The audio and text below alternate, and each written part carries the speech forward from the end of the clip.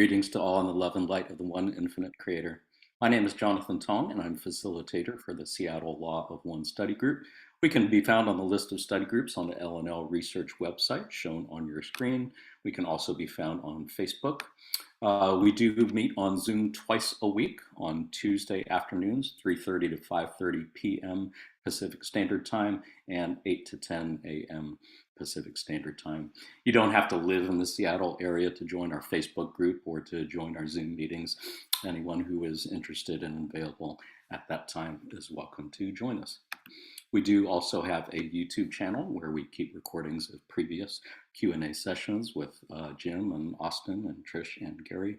All are welcome to go there and enjoy and learn. And today we are blessed again to be joined by Austin Bridges and Gary Bean and Trisha Bean for some informal conversation and Q&A about the law of one and how to live it in our daily lives. All three are on the LNL research team that Jim McCarty, along with Jim McCarty, have been channeling the entity known as Quo roughly twice a month since about 2017, if I remember correctly, Carla and Jim having made first contact with Quo as far back in 1986, I believe. Welcome to all three of you. Gary, am I getting that timeline right? The three of you have been on the channeling team since roughly 2017, and first contact with Quo were with Carla and Jim back in about 1986? 86, 87 for Carla and Jim's first contact with Quo, and for us beginning channeling training, I think that was either late 2015 or early 2016-ish. Do you guys remember? Somewhere around there. Not specifically. That sounds right. Nice. And if I remember correctly, you just had your last public channeling session for the season a week ago on Saturday. Is that right, Gary? Correct. For the season. We will resume in September. Nice. Yeah, what a blessing and what a joy. I was lucky to be able to sit in on one of those sessions back in April. And I was wondering, a question for all three of you, in looking back at your public channeling sessions of this past year. I know it was kind of a big deal getting started on those again after the quarantine. Any reflections on the sessions, how it went, how you may or may not want to do things differently next year? Austin and Trish? Anyone. Yeah, I could go first. Some reflections. I would say before the pandemic and the quarantine, the public channeling meditations, they tended to be pretty low key. Sometimes the living room would fill up to its capacity, but for the most part, it was pretty casual. But once we started again, we realized a much greater demand for attendance, and we actually even had to implement a system for registration and had to basically have a shutoff and a cutoff date. And Trish has done a great job managing all of that. But that's been a pretty distinct difference is the living room. We do it in Jim's little living room. It's not a big space, and it's been packed full every single time that we've done it. And it can present some difficulties, but it also generates a lot of like really exciting energy, because a lot of people are coming. They're very interested, very eager to be there, along with some regulars who have been some new regulars who have started attending on a regular basis. And the energy is kind of just, it's new and fresh and exciting, and a little bit more chaotic. It's not as much of a regular, the same few people showing up every week, but it's been really exciting, and I'm really interested to see how it continues to unfold. Thank you. Yeah, it's such a delightful thing to hear. I can totally imagine that. Trish, Gary, any thoughts, reflections to add? Yeah, I feel really grateful for the experience. I mean, I would mirror everything Austin said and also say that it's been an interesting opportunity for us to grow and challenge ourselves as channels, which I really appreciate. And because when we gather as just our small channeling circle, we're often working with either whatever questions we come into the circle with or our experiences and creating a group question from that. But in this environment, we're getting questions that maybe have never crossed our mind, that kind of not only challenge us in terms of seeking, or in terms of channeling rather, but inspire new avenues for us to explore on our own individual seeking. So I've really enjoyed that aspect of it, and meeting these new people who are like slowly becoming family. It's been really enjoyable. Anything to add, Gary? Yeah, just a little bit in that, like you mentioned at the start, we began channeling in like 2016, I want to say. So it was 6 years of just private channeling. And then last year we had our breakthrough experience, Trish, Austin, and me in Prague, and channeling in front of a live group for the first time. And then this past November was our first ever public meditation. So it's a bit nerve-wracking to make that leap for us, and still is. Trish and I, and I think Austin may as well, gets nervous before each session, sometimes to the point of dread. But then you're in that circle, and the vibe is so high and supportive, and people are just glad to be with each other and sharing. And then we get occasional visitors from all the way across the country, like Seattle. Jonathan Tong comes in for a weekend and makes it extra special. So yeah, navigating that part has been, like Trish said, challenging and fun, and I look forward to more. I think we haven't been yet fully tested as instruments. There's so much space for growth ahead. No doubt. Yeah, really cannot say enough how much it means to me, and I would assume so many other people, that the three of you plus Jim and Kathy are willing to put yourselves out there.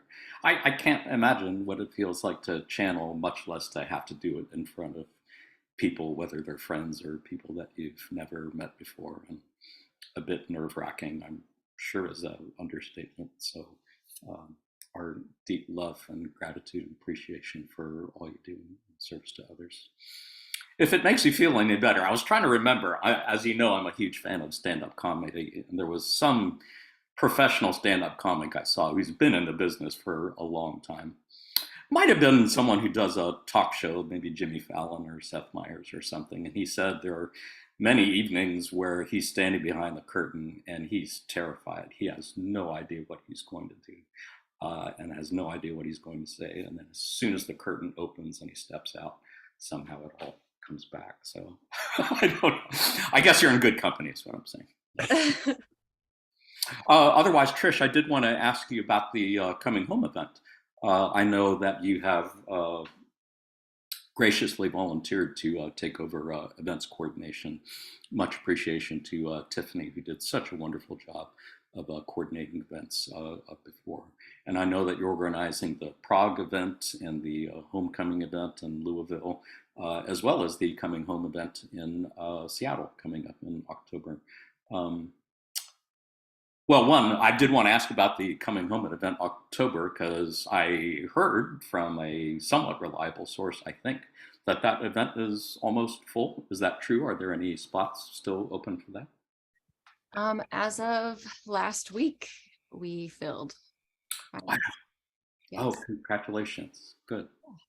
Yeah, and that's a big leap going all the way out to the West Coast. So much appreciate that. And any thoughts on that? How has it been being an events coordinator, and how was it trying to find a venue to meet on the West Coast, going outside of Asheville for the first time? Or Louisville? It has been a challenge,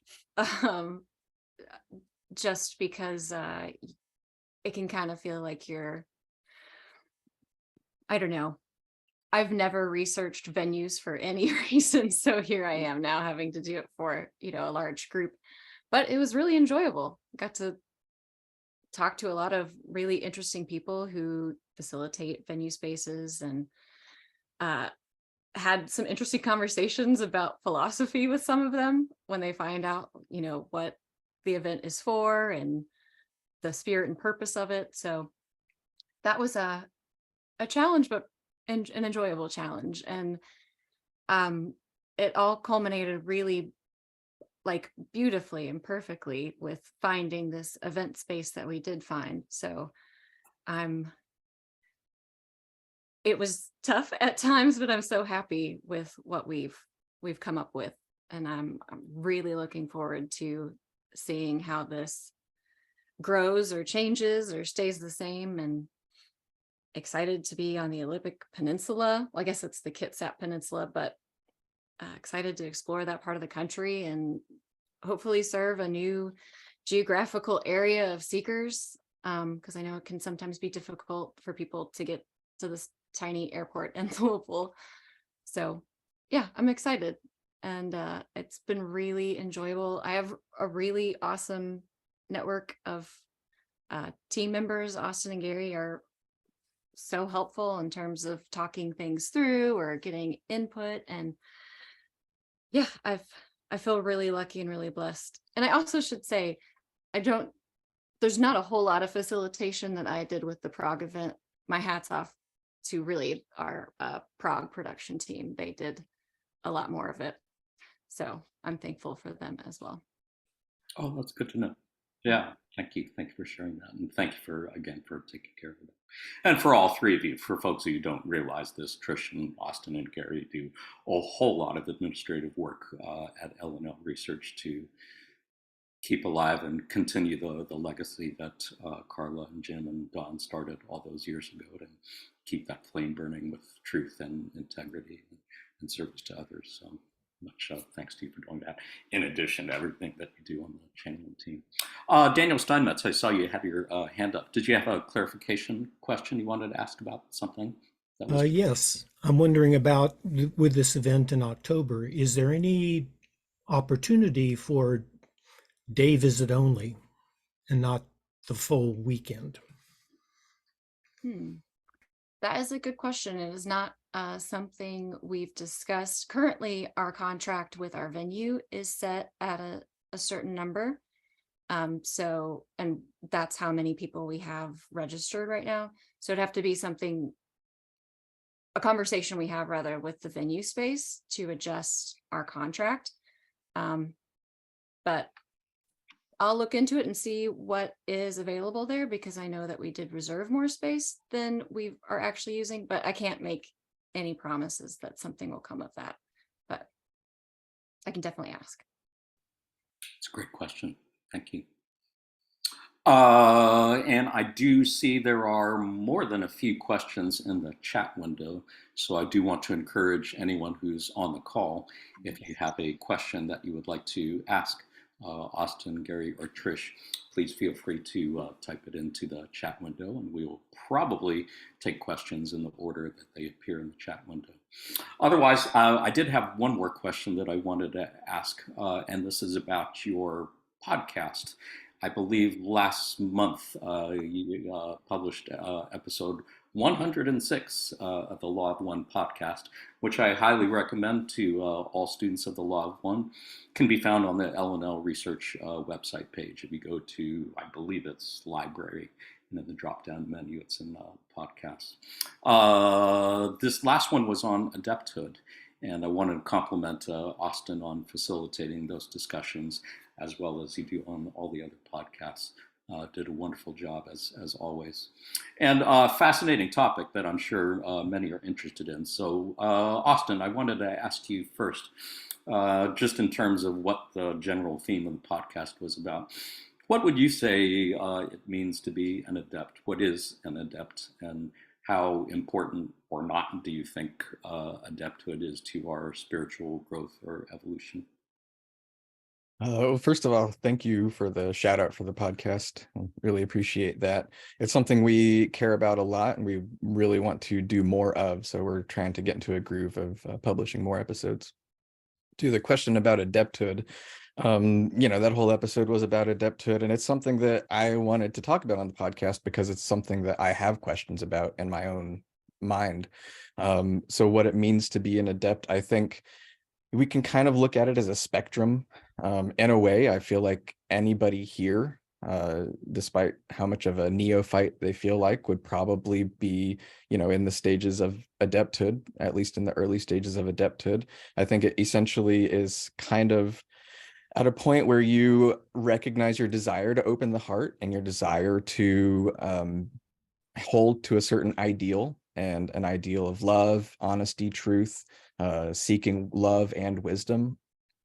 Once you reach that point, I think everything you do after that is adepthood, essentially. And it kind of depends on how much you focus on deliberately practicing some kind of spiritual system, deliberately practicing some kind of magic. I think it is probably further along the adepthood spectrum to learn about, say, white magic in any kind of capacity. You know, there can be different types, whether it's traditional Western white magic, or, you know, dedicating yourself to other types of spiritual philosophies that have very set practices. I think once you do that, you're really on a path of sort of higher adepthood and practicing very deliberate magic, and making sure to make it a priority in your life, as difficult as it is for everybody with how busy everybody is these days. Making it a priority in your life to continuously practice that magic for, you know, the white magic for purposes of service to others, and however that manifests in your life. So I do think that it can be seen as kind of a spectrum, and you know, you have like sort of early adepts and more advanced adepts, the advanced adepts being those who are very experienced and very good at practicing different types of magic, or able to teach certain types of magic, or teach certain types of insight or spirituality, things like that. I think that's basically how I view adepthood, as kind of a spectrum. I enjoyed the quote that you shared from Ken Wilber, who said, and I'm paraphrasing this, but said something to the effect that for help with our lower chakras, we have therapists, and for help with our highest chakras, we have gurus. I thought that was great. Can you comment a little bit on the role of the lower energy ray centers and the upper energy ray centers in adepthood? Yeah, so in that context, I think the lower energy centers, which when we say lower, I think a lot of times we tend to devalue it, but it is the most valuable. I think that work on the lower energy centers are the most valuable work because they set the foundation. But I think in terms of how Ra described it, that work on the lower energy centers, especially initially, isn't necessarily adepthood. That is sort of like the base framework of your spiritual seeking. And so after you are able to balance your lower energy centers to a certain degree, you start to be able to access the higher energy centers, and like the quote you just framed, the guru work rather than the therapy work, essentially, and start to explore spirituality in a more integrated way that allows for all of the balancing you've done in the lower energy centers to sort of bloom into a more higher spiritual viewpoint. So that quote I really appreciate, because it highlights the importance of viewing all of these things in an integrated way. And Ken Wilber particularly, with his integral theory and the Integral Institute, is attempting to approach those things in a way that integrates all of them into a sort of a singular path, where, you know, you have your therapists and your gurus, but you sort of view it all as spiritual work, and you view it all as the work that you have to do in this lifetime. So yeah, the lower energy work, I would say, is not necessarily adepthood. Once you get to the higher energy work, it's much more, I think, abstract, a little more difficult to even talk about. And that is sort of the work of the adept. Ra says that most adepts spend the rest of their life groping in the shadows, because it is such a difficult sort of realm to really perceive and to navigate. And I don't necessarily think that's a bad thing. We do our best, and this is a very difficult density. But it is sort of a more difficult area to talk about and approach than that lower energy work. Yeah, I appreciate your unpacking that a little bit. And yeah, that groping in the moonlight quote, I was really fascinated by that, and I appreciated the discussion on the podcast. This was session 80, question 10, where I'm reading off my notes. Ross said, few there are which are successful in grasping the light of the sun. By far, the majority of adepts remain groping in the moonlight. And as we have said, this light can deceive as well as uncover hidden mystery. Yeah, it's a passage that has intrigued me quite a bit. And I didn't realize until Gary had mentioned it that he had explored this a little bit more in part of the concept guide. which I would love to put in a plug for everyone who hasn't seen it. The concept guide for the raw contact, written by Gary, with assistance from Diana Roy, I believe. Really invaluable resource for anyone, especially folks who are new to the Law of One. It's kind of a breakdown on a lot of very commonly used and important terms, ideas, and concepts from our friends in the Confederation. Really well explained. Can be found, like everything else, in the library at L&L Research. You can buy a printed copy of it to have it mailed to you, or it's downloadable for free in PDF form, something we really appreciate and respect. Gary, sorry, that was the long plug, but I thought it was worth sharing for folks who weren't aware of it. Yeah, can you share a little bit of your own perspectives on that particular grasping in the moonlight passage and what that means to you? Certainly, I can give it a try with a preface that none of us are on here on this Q&A or the focus of questions because any of us are more advanced than anybody else here. I mean, we have unique experience with LL research, of course, and we make it the center of our service and our path. But we're all stumbling our way on this journey. Regarding that passage, it is definitely one that I and others have contemplated, and it's very rich with insight. I appreciate what Austin had to say about adepthood and the spectrum. And I think what Ra may mean about groping in the moonlight is that, adepthood, one way to see it is as a response to a call issued from the creator. As if the creator is inviting all of us upon that adventure that is spiritual evolution, to grow and to release our illusions and to discover our true vibration and our true home. And those who turn to material like the Law of One or other mystically oriented literature upon the planet, of which there is a sizable body, the Law of One just being one gem among the treasure box. So those who take to this material and feel that call and understand that there are potentials here available to each of us in each of our lives, because we inhabit an intelligent universe that has a meaning and purpose, then we embark upon that path of adepthood. And when we sense those higher potentials and we start reaching for those higher understandings, yet we are wired into this illusion. And we are attached to our outer identity, to our modes of relating, to our a myriad desires and fears and worries and so forth. And the groping part, I think, is that mixture of reaching high, reaching for truth, while being still caught, so to speak, within the illusion, being attached to events, being caught in the stream of time. And that creates a sort of dissonance and a sort of confusion. And the verb groping is particularly insightful because it implies some kind of grasping, some kind of reaching outward in an unskillful way. And to me, that implies a lack of surrender and a lack of trust. I think with deepened self-realization comes the understanding and the firsthand direct experience that perfection is unfolding every moment, that all is well, that there's really nothing that's threatening, that really nothing is happening to you, everything is happening for you, everything can be used.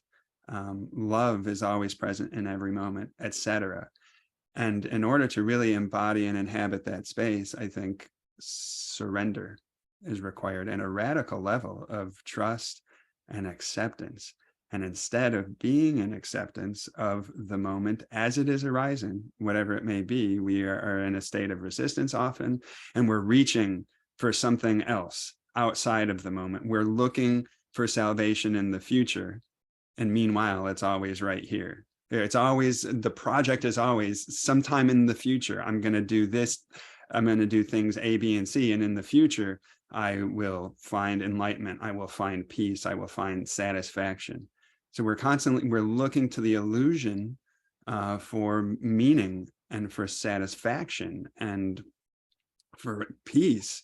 Meanwhile, failing to notice that it's already available, already, without any particular action. So that to me is kind of an entryway into thinking about what that groping in the moonlight means. And finally, the moonlight being descriptive of the type of environment that we work within in third density.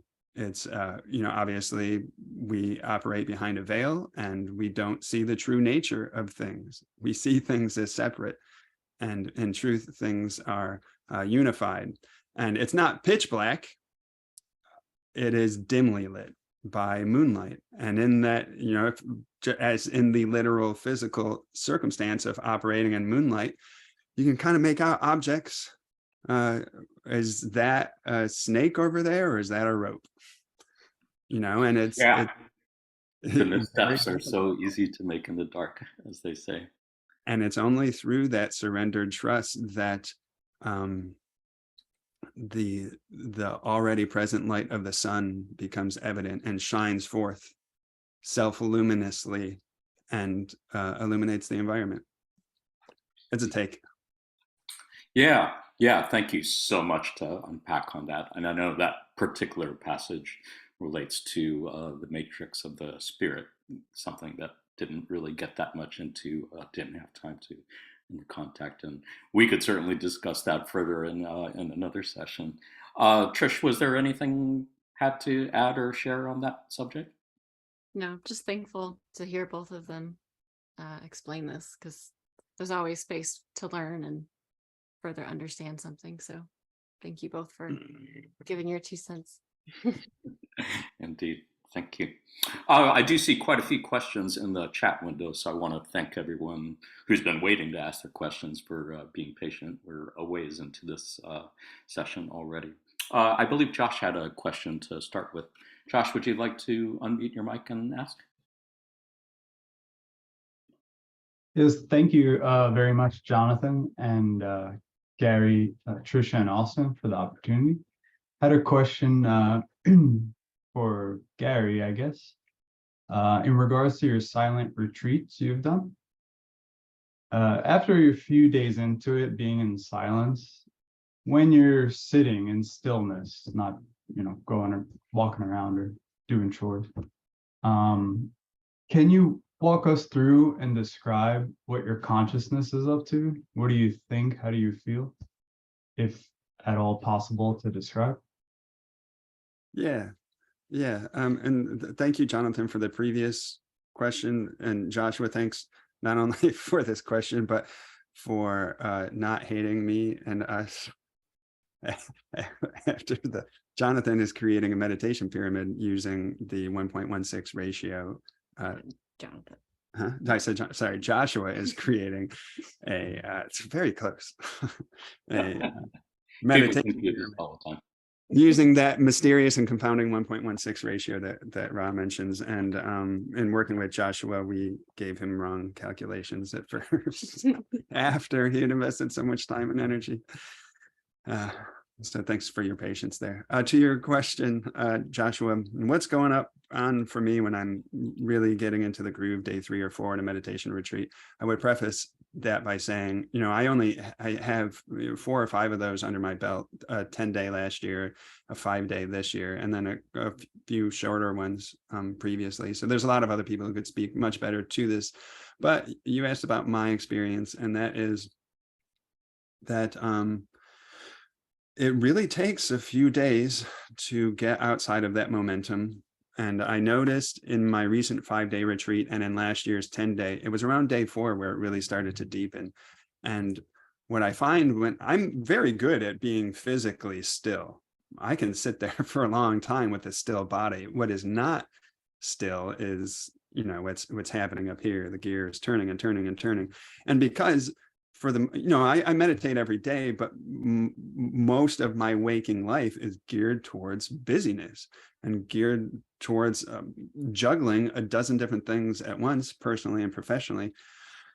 So what I find when I'm attempting to calm and in meditation is letting that wind down. Even though I have physically stopped all those activities, they continue on in my consciousness. And not through any particular skill or talent on my part, but simply through persistence and repetition and dedicating the time to meditate and meditate and meditate and spend time in silence and be engaged in distracting activity, the attention will start to stabilize. It's actually something of a miracle to me that it happens, because, if you talk to anybody about meditation, most will say it's either impossible, to truly let that monkey mind settle down, or it's, incredibly difficult and they don't know how to do it. So it was a breakthrough to finally, after just through the investiture of time, to see that it can and does work. And then when that attention stabilizes, then I discovered this at my 10-day last year, that I'm capable, as we all are, with the right requisites, of entering awareness without thought. And that is the most beautiful place I've ever been to in my life. To realize, to really directly experience consciousness and existence without the thinking mind. And there's really profound lessons, profound realization in there. And I think that is the doorway to opening the gateway to intelligent infinity itself, to our true nature. I think, so far as my understanding takes me, it's necessary to quiet that mind and bring it to single pointedness, which means cessation of thought. Any follow-up questions on that, Josh? Thank you for that beautiful, beautiful response. At the end, it made me think, would you say that like being or living in the present moment, without any thoughts of tomorrow or yesterday and so on, or what you have to do next? Or do you consider present, when people say being in the present moment, as completely a different thing from that? No, I think that what I dipped my toes into was true presence, because presence is definable to a degree, because we're often not present, as like your question was alluding to, instead of really fully being here and now in this moment. The only place where life actually unfolds is in the now. We're in some fantasy or some illusion about the past or the future, or we're thinking about 100 different things. So yeah, people like Eckhart Tolle being the quintessential exponent of presence. What he describes, I believe, is what I tasted at the tip of my tongue, but he's living there 24/7. Well, thank you very much. I appreciate it. Thank you, Joshua. I see that Mary also has a question about meditation. Would you like to unmute your mic and ask Mary? Yeah, I feel like my question's so basic after that. You guys have me wanting to run as fast as I can to a silent retreat, which is something I never thought I could do. So my question is about feeling physical sensations during meditation. So I kind of also wonder about catalysts, like pushing you to meditate. Like, for example, maybe I have a good meditation practice for a couple of months, and then life starts feeling really good, and then I stop meditating, and then maybe I have a catalyst that pushes me back to it, because that was my commitment. So yeah, definitely about the physical sensations, especially I think 2 nights ago I had like a lot of heat and maybe some kind of energy bursts, like right in the, I'm going to say, area of my chakras. And also I felt like when I got to my throat chakra, all of a sudden I started speaking something, which just sort of came from out of nowhere. And the words that I spoke were lyrics to a song. So the lyrics are, I release control and surrender to the flow of love that will heal me. Wow. Did you have a particular question about that, Mary?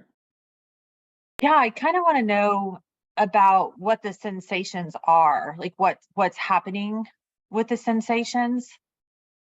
For example, one thing I do is I may invite beings into my meditation, as Josh had suggested to me a long time ago, reading the passages from Quo and inviting Quo into my meditations.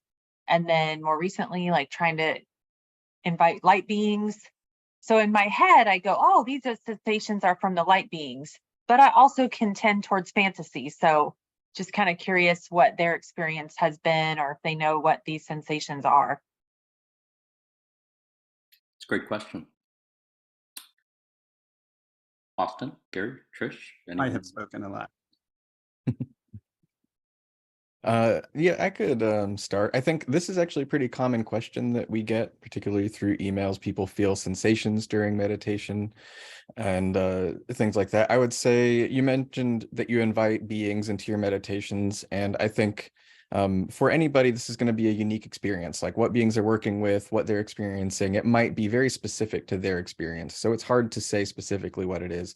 But in my view, those beings would simply be helping you to experience something that is innate that you are already calling to you.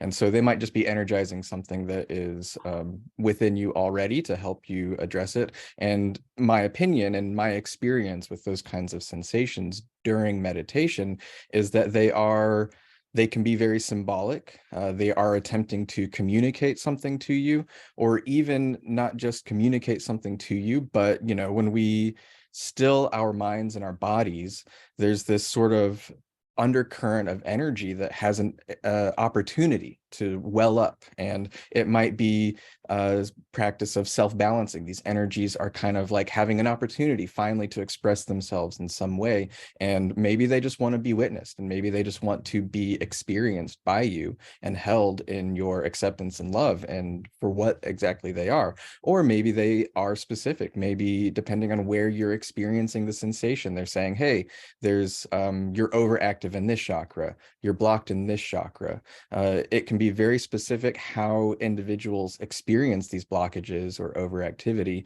So it requires each individual to sort of learn the language of their own symbolic unconscious energy and to develop a very patient relationship with these things. And in my experience, the first step of that is experiencing them and accepting them and just allowing them to exist within our body and within our mind. And I think what you said, the lyrics to the song that you received almost are like a direct message from those energies telling you what they're doing and why they are there. And in my opinion, that would be kind of like the main message of those sensations is, it's an aspect of the flow of love offering healing to you. And so maybe the sensations are the act of healing. So, it can be very individual, like I said, but I think, just a patient learning and experiencing them and allowing them to play their role and developing that very patient relationship with them is how I would go about it. Trish, anything to add? I would just like to say it sounds incredibly beautiful. Like Austin was saying, it's so unique, whatever sensations come up, and it speaks. I heard you say in the beginning that you're an artist. It speaks like so perfectly to that part of your identity, that you then had this vocal message that came through. That as a song, that's absolutely gorgeous. And wow, that is so powerful. Thank you for sharing that. Gary? Yeah, I just want to add a quick piece. There was an awesome reply from Austin, and that is that there's lots of different ways to meditate, but Mary, my own meditation is grounded in Buddhist principles, and I would submit for your consideration that if possible, you attempt to wait to perform analysis of these experiences until after the meditation, because in my understanding, and again, there's different ways to meditate, of course, but whatever phenomena is arising within the self, one is attempting to stabilize and steady the attention and simply witness what is arising with neither attachment nor aversion, not being carried away by it. And then these sorts of sensations and experiences you're describing, it's certainly very tempting to just dive right in. And maybe, that might be perfectly appropriate for a given moment because something really important is coming up and you want to follow it. Of course, it's a case by case, but I would just add that for your consideration. Any follow-up questions, Mary? Well, I just want to say thank you to Trish for referring to me as an artist. I'm giggling inside about that because, I just, prior to January 1st, I could only draw a stick figure. And then all of a sudden on January 1st, instead of doing a vision board, I decided to do some neurographics, which is an art modality that I really love. And then this amazing things started happening. And as a matter of fact, I had requested I wanted sort of like Gary Renard from Disappearance of the Universe. I wanted my guides to materialize in my living room. So I asked them to, and then the next day I drew this. Oh, wow. Which is oh, dang. Most people think it looks like a uterus, but it's really, it's a blue light being. To me, it's a celestial royal. So anyway, so thank you for that moment that you referred to me as an artist, because I do think that there's so much about identity being broken up. And I've actually been a very powerful female CEO since I was 23. So artist is about as opposite from CEO as you can get. So that was really meaningful. And thank you so much for the guidance from both Gary and Austin, especially the part about the spoken word, because as I heard you say that, it's definitely no coincidence that those particular lyrics came to me. And so definitely the need to release that control to transition between, the CEO archetype, whatever that may be, into a different archetype is not something that I can force. So I have to release the control. Thank you so much. It's a great question. Thank you, Mary. Thank you. I do see several other questions in the chat window. I want to make sure everyone has a chance to ask their questions. So I am going to turn it over to Daniel. Daniel, would you like to unmute your mic and ask your question? Sure. Thank you. Let's see. This question that I have springs from my endless fascination with how law of one principles show up in daily life, or events illustrate those principles. So several months ago, I think, I discovered the archives we have of our question and answers like we're having here, and found one that I had not experienced. And it had a question in my mind. And it was something that Austin recounted. And I hope I'm not making this up. If I'm making this up, please correct me. But you, I believe it was a year and a half or two ago, you had shared a certain health challenge, I guess, experience that you scant details, but the details you shared, how do I want to say that? Well, it seems so random, it couldn't be random. And I'm wondering if there's anything that you might have to share about that, recognizing it's a personal question and, please don't cross any lines. Anything that you might want to share about your process of how that played out in your life, what you've learned from that in Law of One principles, so forth. Yeah, thank you. I am assuming that you're talking about one of the biggest events in my life, and it's not too personal. I'm comfortable talking about it. And it was actually a little bit more than a year ago that I got shot. I was in a shooting, basically. I won't go into too many details since that's not the part of your question, but I was a bystander, and there was a shooting that happened when I was in my partner's yard, and I got shot in the leg. I'm, fully recovered from that health-wise. But your question is kind of about how it was seemingly very random, and how the law of one principles might play out in a catalyst like that. And, for a year, I have been just kind of really hoping to find some sort of very enlightening and profound response to a question like this. Like, it seems like something like this, and having the toolbox of the law of one to sort of grapple with it, that eventually something really interesting and really, evolving and catalyzing and profound would come from it. But it has always, still to this day, remained a bit of a mystery to me, that this seemingly very random thing, because it was, in practical terms, random. I was not involved at all with the people that were doing this. They happened to be in that place. I happened to be in that place, and I happened to catch a bullet from what they were doing. So I've grappled a lot with trying to find something profound within it. And I haven't necessarily come to that, but I do have a few reflections. One is that I have always had, I'd say, a disconnection with my body, and sort of issues with like body issues. And I haven't really been embodied in my spiritual practice very much. And so, for one thing, the catalyst has definitely, like with one of the brightest highlighters, highlighted catalyst of the body. I now have like this ongoing catalyst. I'm fully recovered, but there's still, after effects. So I don't think that they'll ever go away. And it's constantly calling my attention back to my body. So I'd say if there was something in me that sort of attracted this catalyst, that's at least one aspect of it, is that it is highlighting a very embodied thing. And this is actually coming up even stronger after this year anniversary than it did when it happened. There's like this resurgence that's showing me how our spirituality and how our catalyst can live in our body, like literally in our body. My mind can be clear. I can feel very spiritually clear, and then my body will respond to something, and it will make me realize that my body is a part of this whole system, and that it has its own kind of operation that I've been not integrating necessarily in my own spiritual practice. So I think that's part of the catalyst that it's teaching me.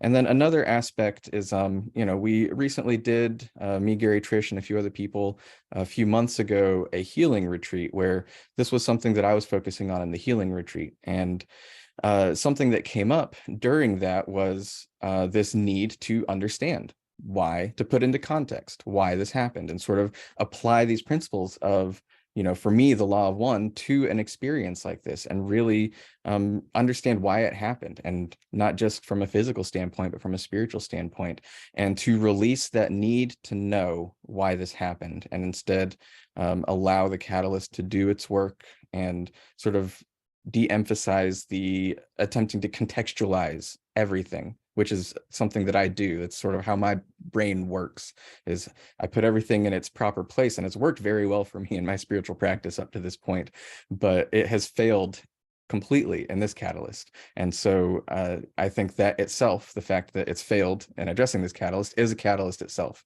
asking me to release that, to, understand that, as Ross said, everything begins and ends in mystery. And sometimes that mystery presents itself in our lives, and attempting to do away with that mystery and to get rid of it, and try to, clear all of the mysteries in our lives to make sure that we understand it all, I think is part of what the catalyst is also teaching me.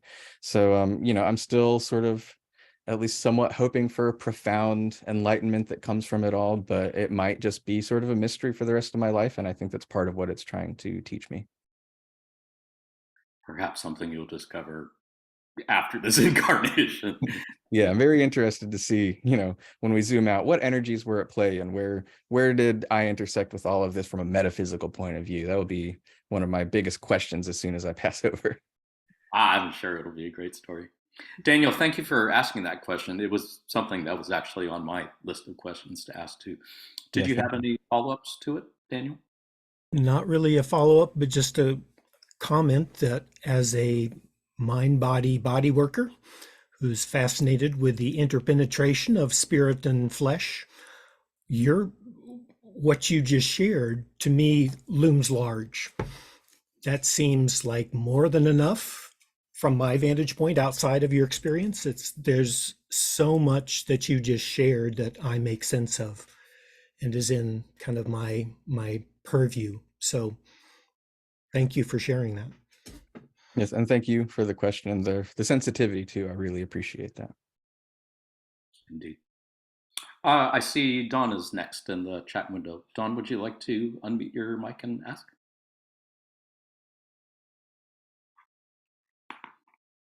Are you there, Dawn? I'm not seeing everybody on the call right now, but it looks like Dawn is here. Did you have a question to ask Dawn? He's there.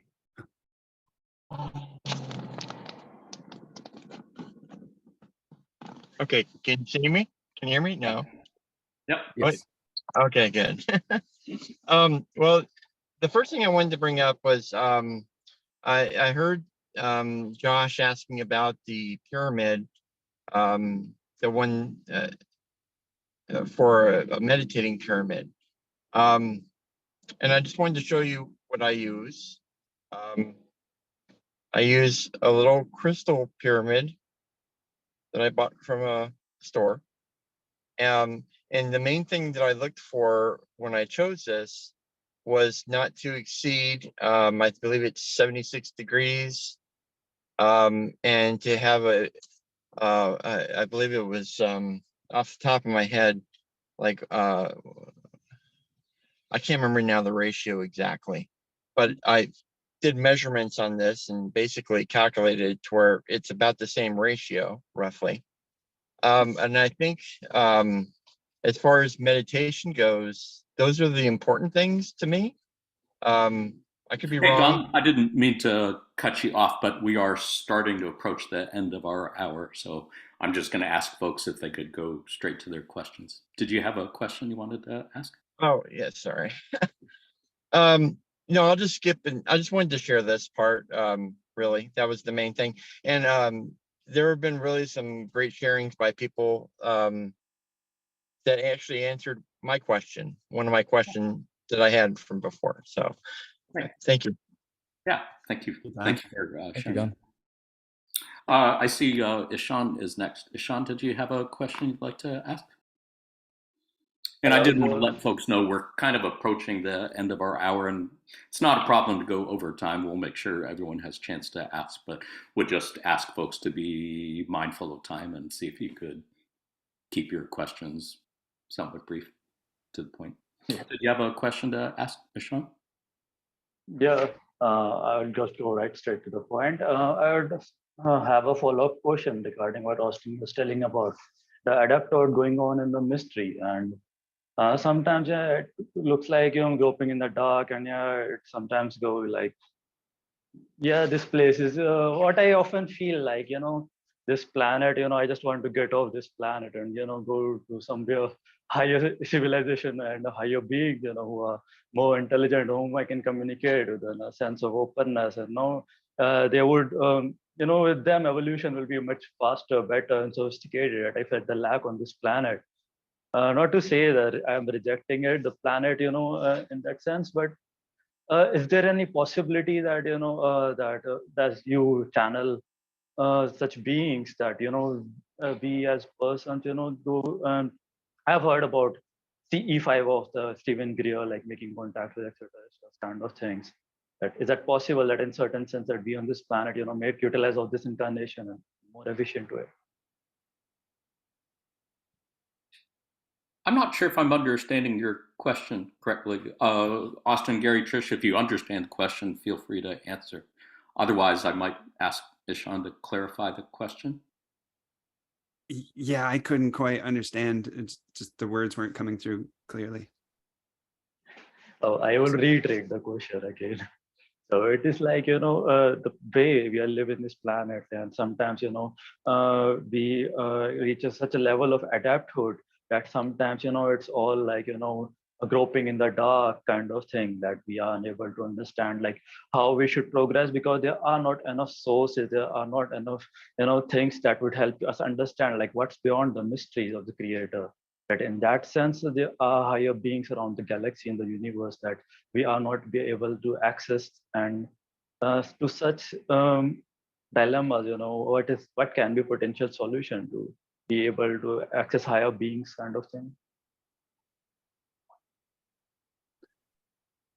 Are you saying that we are in something of a predicament here on planet Earth in terms of our basic ignorance, and can higher beings help illuminate the path for us and offer guidance? Is that the question? Yeah, how can an individual person, like a normal person living mundane lives, contact them? Yeah.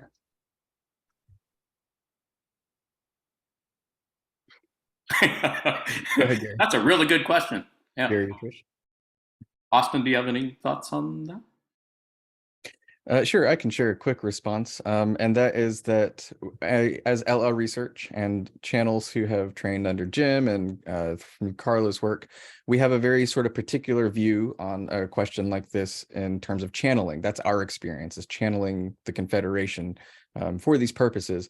And Carla established a pretty specific protocol that we follow, that we believe is the safest way to do it. And that is, to not do it alone.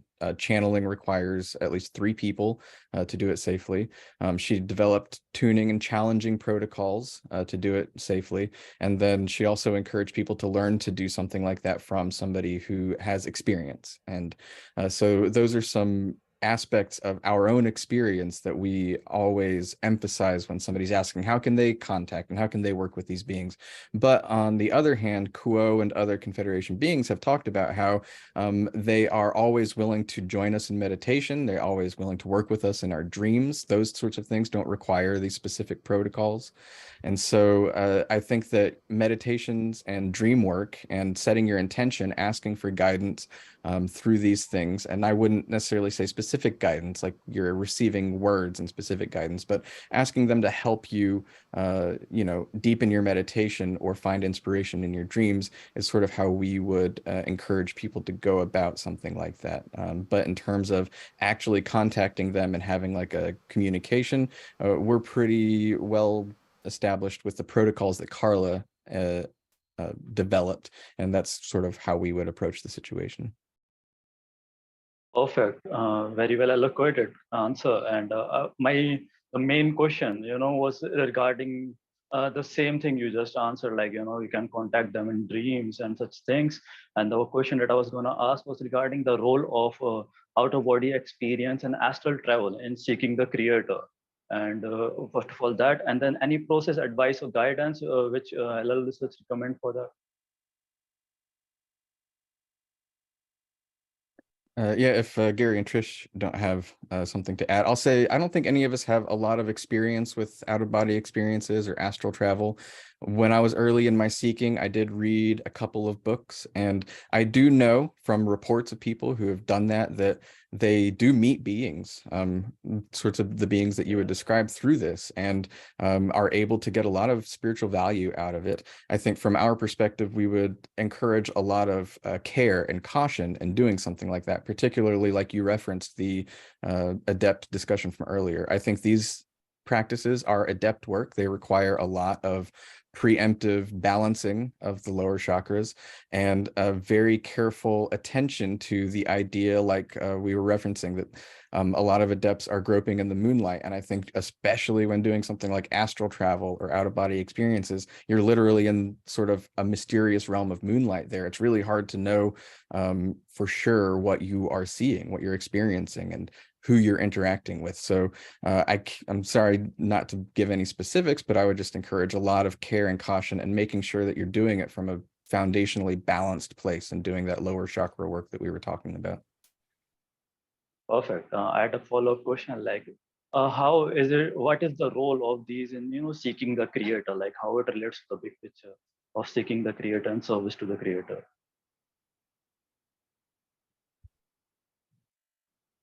I think for my part, I would say that's a very personal, individual question for anybody who is feeling called to these practices.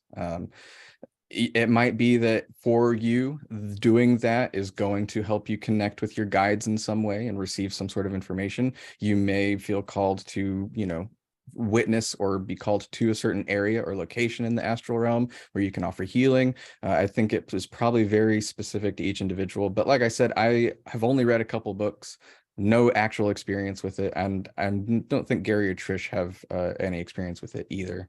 They can clarify if they do.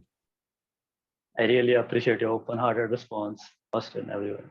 Thank you. Thank you so much, Ishan. Gary, Trish, did you have anything to add to what Austin said? I tried Robert Monroe's work. He has a series of, using his hemisync technology that I think he pioneered or was one of the pioneers for out-of-body experiences and astral travel in my early 20s, but I really didn't get anywhere with it. But our web developer, Daniel Shields, actually has had 2 life-changing experiences that were due to out-of-body, being out-of-body. So they can be very, very powerful, but otherwise, yeah, I appreciated Austin's replies. Indeed. I'm going to go on to the next question in the chat, and that is from Xiang. Has a question about manifestation, I believe. Xiang, would you like to unmute your mic and ask? Thank you. It is mainly to understand how do our research define or view the concept of manifestation. It's a word that is very commonly appearing in a text. It's a concept that you see a lot in the truth-seeking world. You see YouTube channels talk a lot about it, use intent, use will, but I find that there's so much mystery to this concept that I was wondering if you guys have, or basically hear your view about this concept, and if it could be used on our path of discovering this density. So if you could speak to that.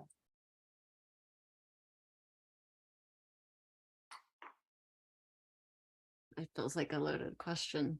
Not like the question's loaded, but the idea of manifesting and manifestation, especially in this philosophical cosmic view of how we ourselves are manifestations, if you will, of this singular creator. So I might need a minute personally to kind of narrow down to go from that cosmic view down.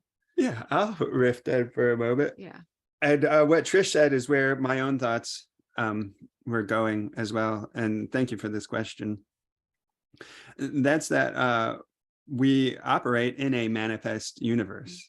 I mean, if you trace the law of one to its cosmic genesis story in the beginning, so to speak, beginning is something of a misnomer, but what was the first thing? Intelligent infinity becoming aware.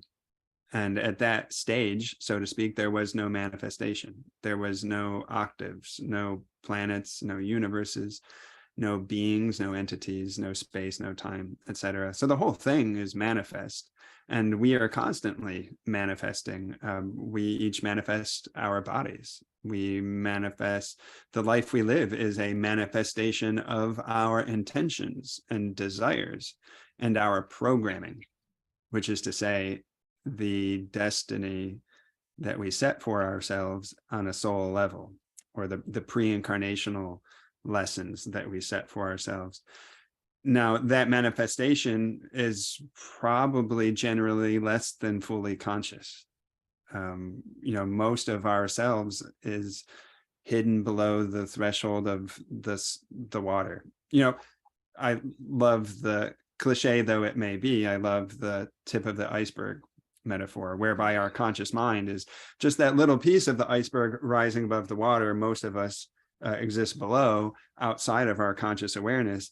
And within those depths, there's desire, there's intention, there's energy, there's trauma, there's past experience, There's our greater selves that's constantly in operation. So we're always experiencing the fruits of our manifestation.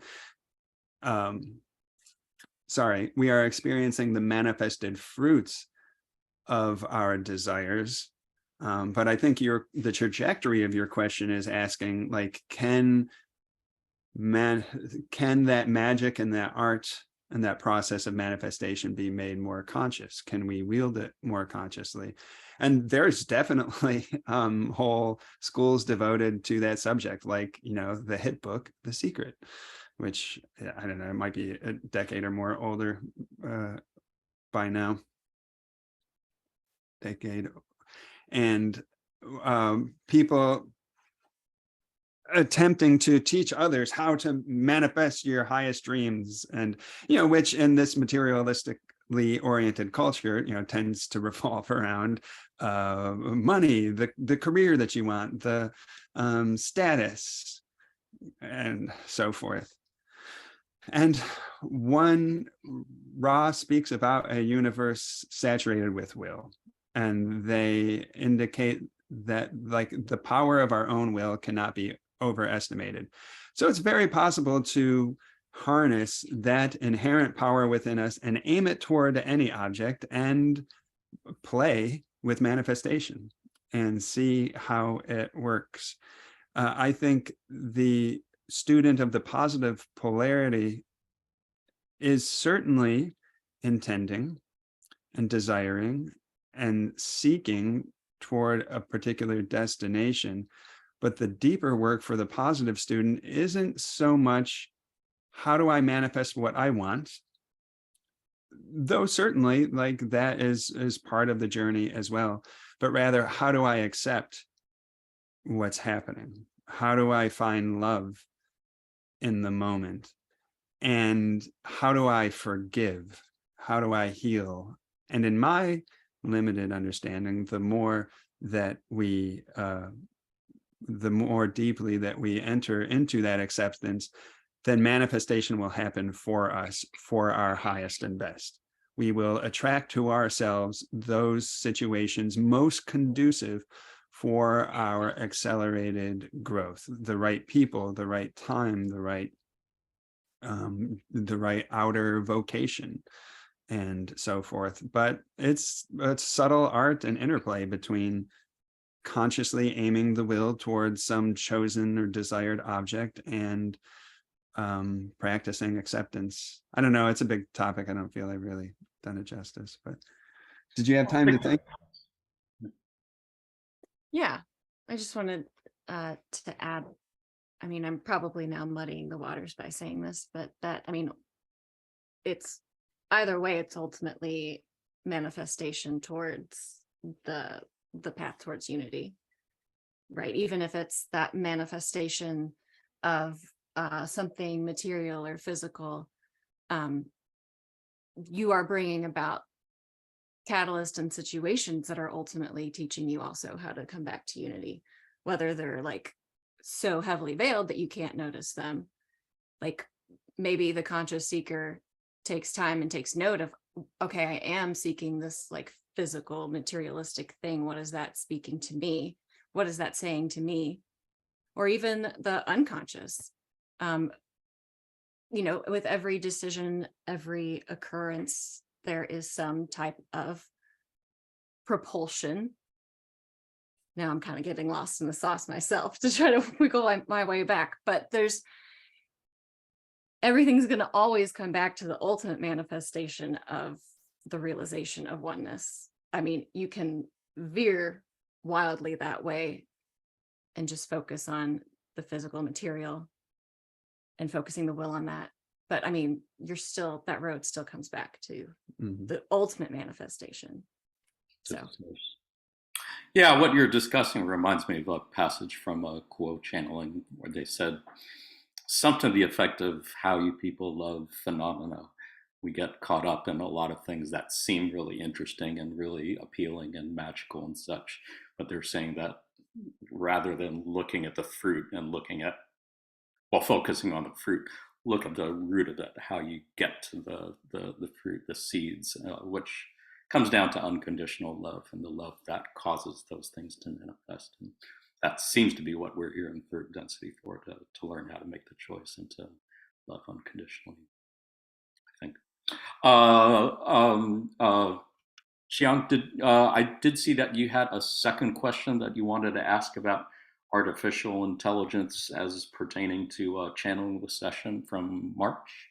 Would you like to go ahead and ask that question? Yes, thank you again. And yeah, it's a great subject, and thank you for that channeling. It was one that I definitely enjoyed, revisit going back to listen, especially these days. And I'm also curious to hear what you think, because during the session is a Q&A, but from our research, we can look back at that channel. How did you perceive? How did it go? Did the answer and review something that was new to you, or are you going to do another one on the similar topic? I know the person who's best positioned to respond to this one. I'm assuming Gary means me, because I've had my eye on the AI topic a little more than Gary or Trish. I think in terms of what my view of the answers is, I thought they were really fascinating. And also, to sort of divert the topic a bit, I think it's really interesting in terms of channeling, because Trish had channeled a few answers to the AI question, and I know that she I think primarily knew about very little about AI through what I've shared, basically. I don't think that Trish had really done a lot of her own independent study of artificial intelligence. And it was really interesting seeing some of the responses that she channeled, because I was watching interviews, even with the CEO of OpenAI, the people who developed ChatGPT, the spark that has lit this recent AI fire, using the same exact phraseology, the same exact wording that a Kuo used through Trish, and basically repeating some of the same exact things about AI consciousness and what could facilitate consciousness in AI. It was really interesting to see the correlation between somebody who is not so aware of all those things using the same words as the people who are literally developing it. It's really fascinating. But in terms of the actual answers, and if we're going to ask more, I do think that it's a huge topic. It's going to become incredibly relevant to society as we move forward. And if there's one sort of thing I think that would be the focus going forward, I think the idea of AI becoming sentient or becoming conscious is really important to focus on. But I also think that, particularly based on the people in the field who work with these things, that's not really a thought in their mind at the moment. They don't think that they're even close to developing conscious artificial intelligence. I do think what will be important for us as spiritual seekers is figuring out how to relate to the disruptions in society that artificial intelligence causes. I think sentience and AI will come far after a bunch of unpredictable, who knows what's going to happen with the development of this technology, but it will be disruptive to a lot of different sectors of our lives and society. And it will be up to people like us to kind of hold a light and to sort of try to interpret and process these things through our spiritual framework, and try to, stay solid within the chaos that it might bring. That's not to say that it will be bad, but it will be catalyst. And, we have that perspective of catalyst is used for growth. And so I think holding on to that perspective will be really important, because it is a new technology that will be, we can't even predict, but it's going to be pretty big, I think. Thank you. We are running a fair bit over time, so if folks don't mind, I'm going to kind of keep things moving forward. I did actually have another question that was sent into us about, I think, that same channeling session in March. This was from Jeremy, who was not able to join us today. And he says, in the channeling of March 23rd, 2023, the folks involved in it seemed to swap between serving as tuned instruments and questioners several times. How is the tuning maintained between these switches in role? Any of the three of you care to respond to that? Yeah, so I find it's a very gentle shift between being between channeling and asking a question. I mean, the environment that we enter into when we channel is already a very tuned and protected and intentional space as it is, that creates a sort of psychic medium that holds us all in that tuned state. And then, as you've experienced, Jonathan, from then forward, you know, it's a very focused, quiet, steady experience. So say I have an opportunity to, well, we gather and we start, sorry, I'm stumbling a little bit. When we gather, we each perform our own tuning before the channeling gets underway. And then it starts. And then if, say, I have an opportunity to ask a question, by the time it comes back around to me to channel again, it's going to be a minimum of 10 minutes. Say if I'm sitting next to Austin channeling, I ask Quo a question through Austin. You know, there's going to be probably about a 10-minute reply before it comes back to me, but it could be even longer. I could ask a question and it goes through the whole circle again before it gets back to me. You know, Carla and Jim many times over the years had switched those roles between questioner and instrument. I find what is a true enemy of tuning is fatigue. Slipping off into sleep, because I have a lot of fatigue as it is in life. And then if I think Jonathan may be the only person on the call who's sat through a channeling, you know, it's a very slow cadence and fairly monotone. And it can, and if you're sitting on a comfy couch too, it can challenge the ability to stay alert. So there are times when I've had to re-perform my tuning due to slipping off, but I don't know, I shift right back into it. Like, you know, if you're at a movie theater and you walk out to go to the bathroom, you return and you're right back to the movie, or you pause during meditation and you return to meditation. I don't know what your experience is, Austin and Trish, because you guys have both switched between channeling and question asking. Yeah, I would mirror what you had said. And I think a big thing, like you mentioned, is the container, especially in that channeling specifically. It was just us three, Gary, Austin, and I, and we keep fine-tuned, for lack of better phrasing, ship when we three channel together, and we have very intense focus and very harmonious energy between the three of us. So it's just an overall incredibly supportive environment. And even with the weekend channelings, the public ones, those two, there's a crystallization of energy that happens that's very supportive and energizing. Although, yes, comfortable couches can threaten that. Damn those couches. But I think also it can be a little misleading when one reads the transcript, because it can seem like things switch very quickly. And if you attend a channeling, you'll see that it's not like, you know, when the contact goes from one instrument to the next, that it's like a beat and then the next person is channeling. Like, we go through our processes and challenge and get into deep headspace, and it takes time. It's not super quick. It's not a race, basically.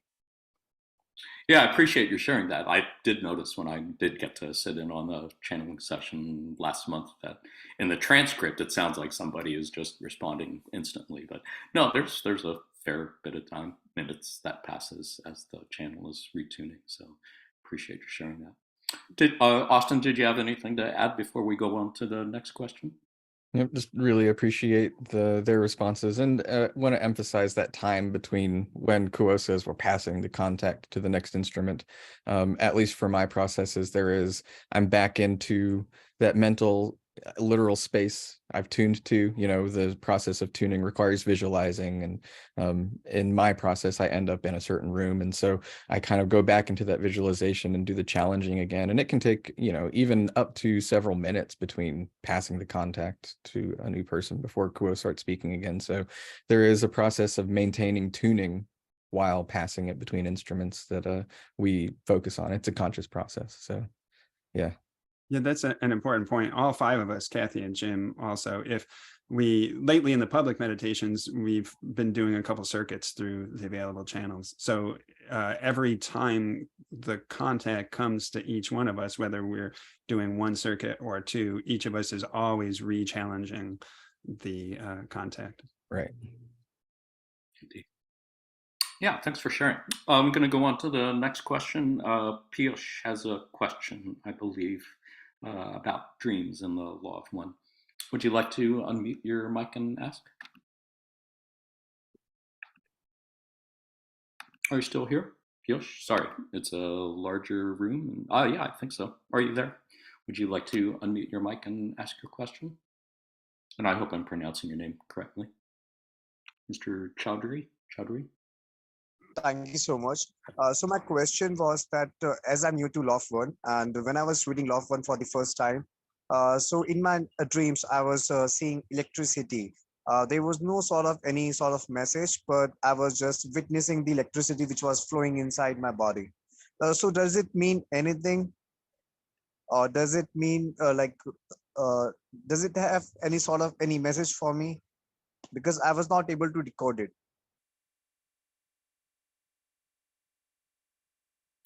And do you have any similar experiences with that, electricity in dreams?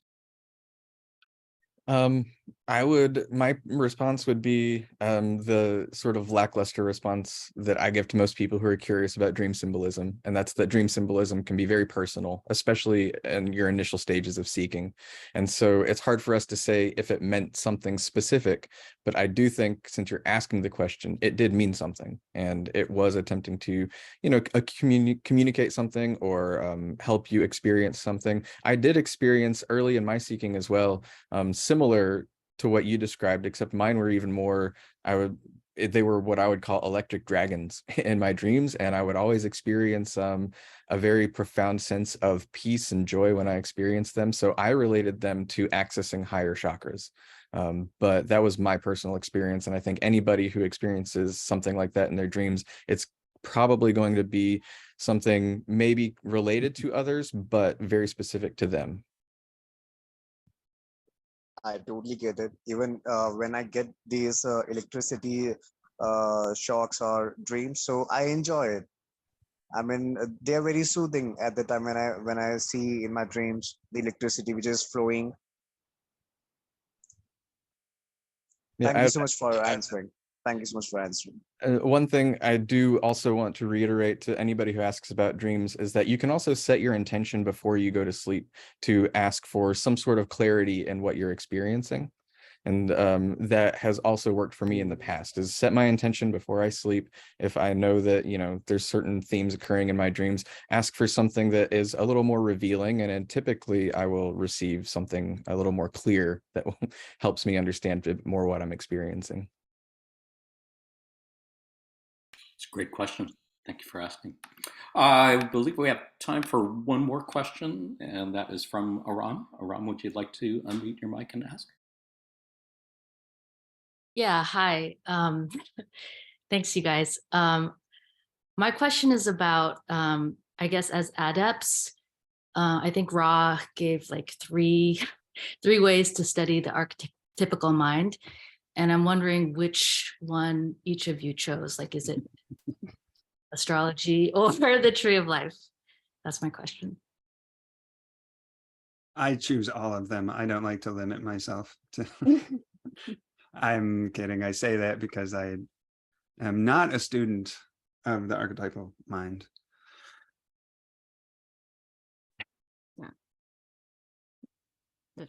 Austin?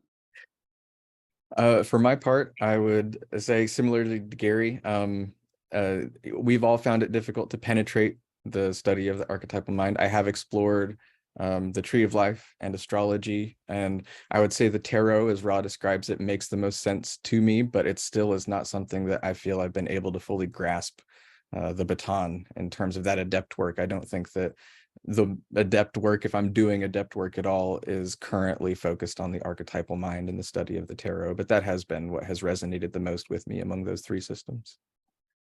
Arham, I wanted to add, sorry, my brain had gotten stuck after my silly answer. And that's that, like Austin indicated, I have tried, we even have had three archetype workshops in Louisville where we made intensive study. And I definitely found insight and illumination. There's a lot that can be plucked from there, but it never really called to me, never spoke to me. And it's also difficult. And I'm okay with challenge and difficulty, but something about it made it difficult to penetrate, like Austin said. Moreover, it's very incomplete too, due to the raw contact being cut short. So I've never taken up that baton either. Trish? Yeah, the archetypical mind feels a few pay grades above where I am currently in this incarnation. So I have not dabbled in that too much myself. Astrology just barely. Yeah, it's the study of those things for some reason has not been too much of a magnetic pull for me, at least in this current setup that I'm in as Trish. Maybe next incarnation. Yeah. It's a great question, Aram. Thank you for asking. Did you have any follow-ups on that? Or are you good on that? I guess I do have a follow-up. Do you think it's useful then in this incarnation, if it is incomplete, to pursue studying one of the three or all three? We've seen very gifted individuals make significant headway and devote a lot of time and study to it. I don't recall, however, I'd be interested if Trish or Austin has heard anything of them giving indication as to the benefit to their journey outside of, intellectual edification. Like, I don't know, haven't heard of anybody learning to embody and invoke an archetype like Ra describes as possible. But the source, Ra, is one of the most credible and trustworthy in my own life experience. I cherish what Ra says, and I have a trust in what they say. And they seem to indicate that it can be that it can be an incredibly useful tool for the adept.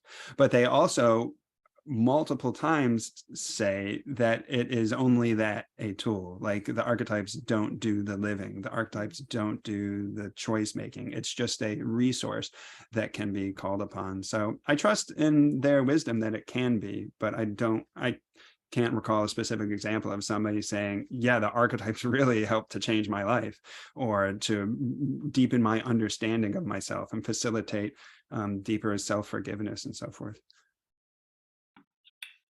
Well said. Appreciate that.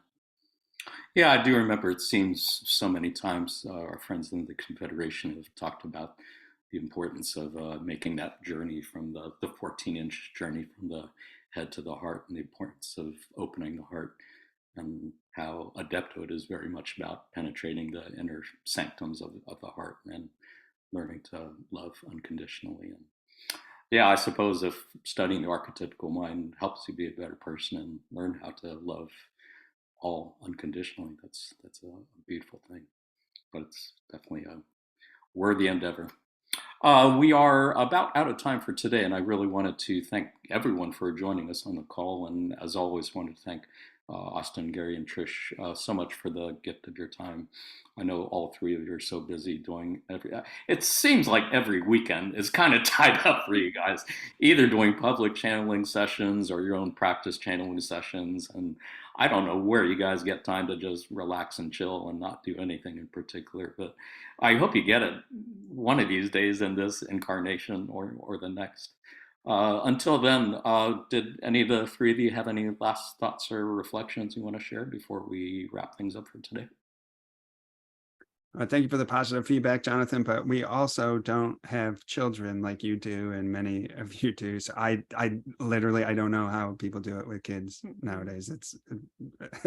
It's mind-boggling. So hats off to you, and for being a public school teacher, no less, as well. And for everybody that's busy and working hard. I think we're all sweating it out in the final decades, years, centuries of this third density experience. Is very, very intense. It's a pressure cooker. But to everybody, thank you all so much for having us here with you and trusting us to ask questions. Please, of course, use whatever we rambled on about just as a springboard. This was as much a learning experience for us as it is for anybody else. But and thank you, Jonathan, for hosting and anchoring this study group and keeping this opportunity alive. Thank you, everyone. Thank you, Jonathan, for facilitating. Thank you, everyone, for your questions, because they often highlight things that inspire us to seek further ourselves. So very appreciative. It's always an honor and a joy to join you all, and really appreciate the space that you hold, Jonathan, and everybody else who shows up, and all of the positive and loving energy. It's always really refreshing, and we really appreciate it. Indeed. I believe, as our friend the Tweet once said, it's the best party in town. In late third density, it's the best party in town, and wouldn't be the same without you. So again, yeah, thank you, Austin, Gary, and Trish, for all you've done and all you continue to do in service to others. Thank you for all our friends at LNL Research for all they've done and continue to do in service to others.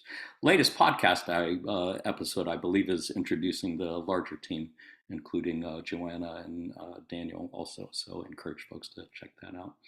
Thank you for all who are joining us on the Zoomcast. Thank you for wonderful questions. It's always a great learning and a great joy for me. And thank you to everyone who's watching on this on YouTube at some other space, time, and time space. Blessings to all.